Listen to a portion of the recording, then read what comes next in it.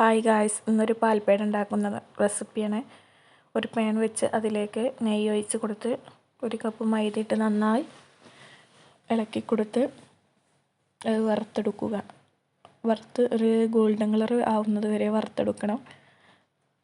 അതിനുശേഷം അതിലേക്ക് 1 ടീസ്പൂൺ നെയ്യ് ഒഴിച്ചതിന് ശേഷം ഇതുപോലെ ഒരു ക്രീമി പരുവത്തിലാവും.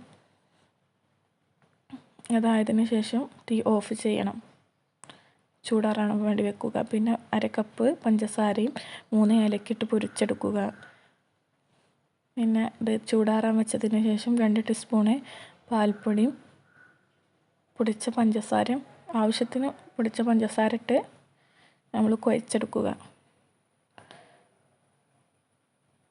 അത് കുഴച്ചതിന് ശേഷം സെറ്റാവാൻ വേണ്ടി ഒരു പാത്രത്തിൽ നെയ്യ് തേച്ചെടുത്തൊരു പാത്രത്തിലേക്ക് അതിട്ട് കൊടുത്ത്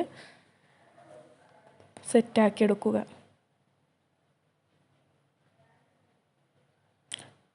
ഒരു 10 മിനിറ്റ് ഫ്രീസറിൽ വെക്കണം.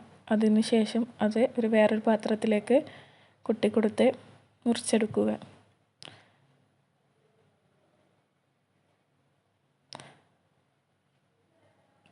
വീഡിയോ ഇഷ്ടപ്പെട്ടാൽ ലൈക്ക് ചെയ്യുകയും കമൻറ്റ് ചെയ്യുകയും സബ്സ്ക്രൈബ് ചെയ്യുകയും വേണം.